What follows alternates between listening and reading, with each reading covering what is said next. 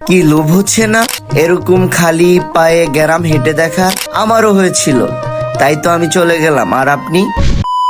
Hello everyone, কি অবস্থা সবার? আশা করি সবাই ভালো আছেন এন্ড আমিও ভালো আছি। আর আমি যদি ভালো না থাকি আপনাদের ভিডিও করে কে দিবে? তো চলেন শুরু করা যাক আজকের ভিডিও। আজকে ভিন্ন রকম একটি ভিডিও নিয়ে আবারও আপনাদের মাঝে হাজির হলাম। আর আজকের ভিডিওটি খুবই ইন্টারেস্টিং হতে চলেছে, কারণ কি জানেন, আজকে আমরা এমন একটি চ্যালেঞ্জ নিয়েছি যেটা আপনার কল্পনারও বাহিরে। আর আজকের চ্যালেঞ্জ হচ্ছে আমরা পায়ে হেঁটে মাইলের পর মাইল পথ পাড়ি দিয়ে তারপর যেখানে দুপুর হবে সেখানে আমরা রান্না বাড়া করবো এন্ড সেখান থেকে খাওয়া দাওয়া করে আবার বিকালবেলা আমরা কাম ব্যাক করবো।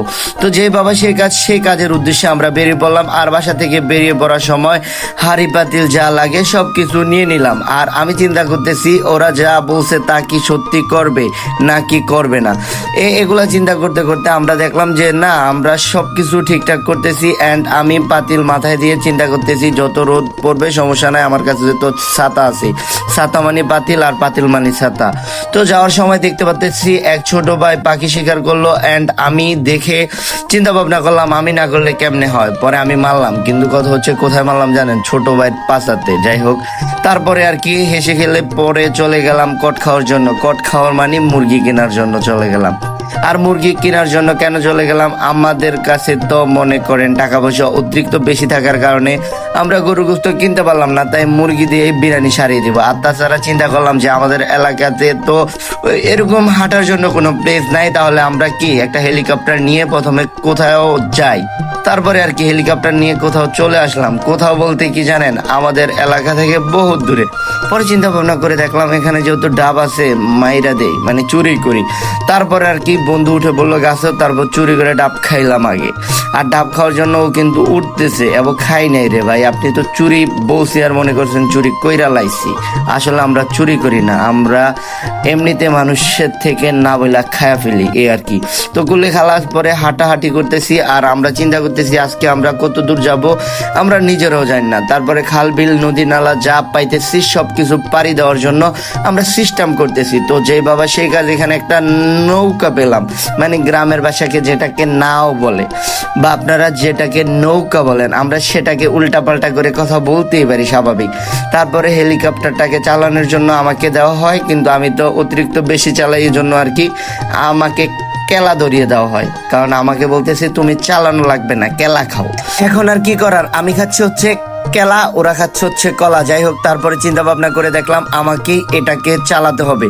তারপরে শুরু করে দিলাম চালানো, কিন্তু কথা হচ্ছে আমার বন্ধু এখানে পানি হিসতে হিসতে শেষ, কারণ নদীর মাঝখানে যখন চলে আসছে একবারে বঙ্গোপসাগরের ঢেউ দেখে তো বয়ে শেষ। আরে ভাই, বঙ্গোপসাগর বলতে ছোট্ট একটা নদী। যাই হোক, আমরা তারপরে দেখেন বন জঙ্গল পেরিয়ে পাহাড় সমুদ্র পেরিয়ে আমরা কোথায় চলে আসছি জানেন? জীবনের আরেকটা অধ্যায় পার করতেছিলাম ভাই, মানে কি বলবো, আজকে চ্যালেঞ্জ ছিল। আজকে মানে পুরা পায়ে হেঁটে যেখানে মানে দুপুর হবে সেখানে কিছু পাক করে খাবো অ্যান্ড সেখান থেকে আবার বিকালে হাঁটা শুরু করবো যত দূর যাই। তারপর সেখান থেকে আবার হেঁটে বাড়ির দিকে রওনা দিব।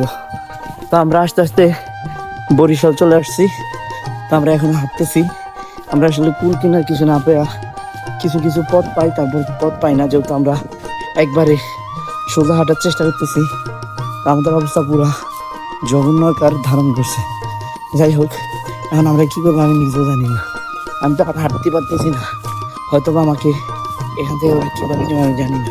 আমাদের অবস্থা এরকম করুণ হয়ে যায় যে আমরা বসার জন্য একটু জায়গাও খুঁজে পাচ্ছিলাম না। আর তারপরে আমাদের এরকম অবস্থা দেখে আমরা তো পুরাই হতবাক হয়ে যাই। তারপরে একটা বাসায় আশ্রয় নেই, বাসা বলতে গ্রামের বাসায় যেটাকে ভাওয়ার বাড়ি বলে, সেখানে আশ্রয় নেই। অ্যান্ড সেখানকার মানুষগুলো এত ভালো ছিল যে আমাদেরকে রান্নাবান্না করার জন্য সব কিছু দেয় অ্যান্ড আমরা সেখানে গিয়ে রান্নাবান্না করার কাজ শুরু করে দেই। আমরা আমাদের চ্যালেঞ্জের এরকম একটা পর্যায়ে চলে যাই যে পায়ে হেঁটে 16 কিলোমিটার রাস্তা পাড়ি দিয়ে ফেলি অ্যান্ড তারপরে আমরা নিজেদেরকে ফ্রেশ করার জন্য গোসল করি অ্যান্ড তারপরে আমরা কি করি জানেন? আমরা যে পাকশাক করলাম সেগুলাকে খাওয়ার জন্য কোথায় যাই জানেন? দেখেন, এরকম সুন্দর পরিবেশে আসার পর যদি আপনি এভাবে খেতে না পারেন, আমি মনে করি আপনি এরকম সুন্দর পরিবেশে আড্ডা দিয়ে কখনোই কিছু করতে পারবেন না।